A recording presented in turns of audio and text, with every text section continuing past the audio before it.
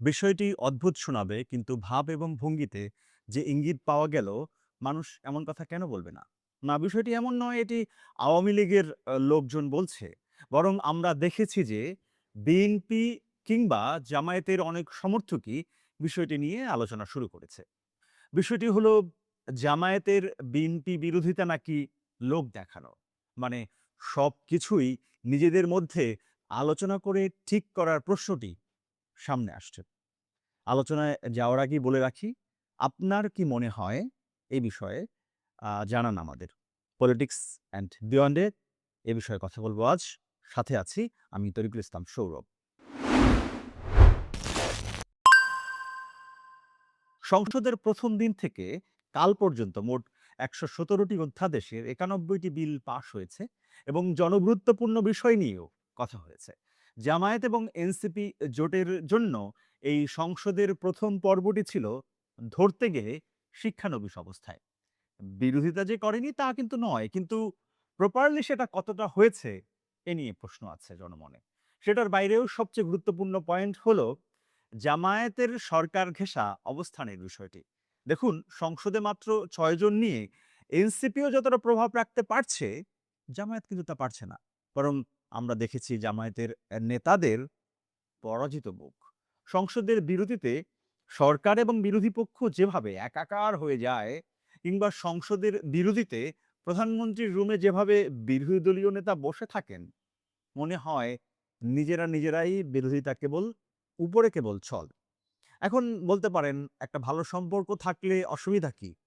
সরকার এবং বিরোধী পক্ষের এমন সৌহার্দ্যপূর্ণ অবস্থা তো বহুদিন দেখেনি বাংলাদেশ। এখন এইরকম অবস্থায়ও কি প্রশ্ন তোলা উচিত? আসলে আপনি যখন বিরোধী, তখন আপনার শরীরী ভাষাও নিশ্চয়ই থাকবে বিপ্লবীদের মতো। কিন্তু সবকিছুতে আমরা দেখি জামায়াত যেন আংশিক ক্ষমতায়ও আছেন। এমন একটা পরিস্থিতি। তারপর সংসদের বাইরে জামায়াতের লোকজন বেশ প্রতিবাদ করছেন। কিন্তু সংসদে তাদের একেবারেই পরাজিত মানসিকতা দেখা গেছে। এইসব দেখে তবুও কেউ বলবেন, বিএনপি তো ২/৩ সংখ্যাগরিষ্ঠতা পেয়েছে। তাদের সঙ্গে কিভাবে পারা সম্ভব? এবার আসি সংসদীয় ইতিহাসের দিকে। ২০০৮ থেকে ২০১৩ সালের সংসদে বিএনপির মাত্র ২৯ জন সংসদ সদস্য ছিল। মনে আছে?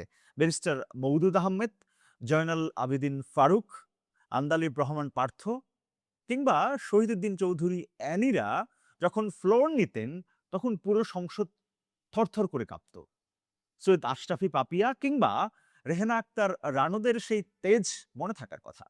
আবার এটাও দেখেছি ২০১৮ সালের নির্বাচনের পর মাত্র ২ জন বিএনপির প্রতিনিধি, মানে রুমিন ফারহানা আর হারুনুর রশিদ, একাই তো পুরো আওয়ামী লীগকে নাজেহাল করে ছাড়তেন।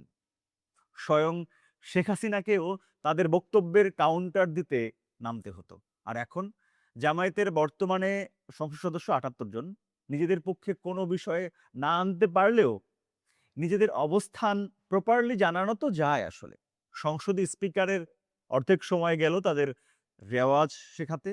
পয়েন্ট অফ অর্ডারে দাঁড়িয়ে তারা ঝগড়া করে। অমুকের সাথে তমুক কেন বসেছেন? এসব প্রশ্ন তোলেন।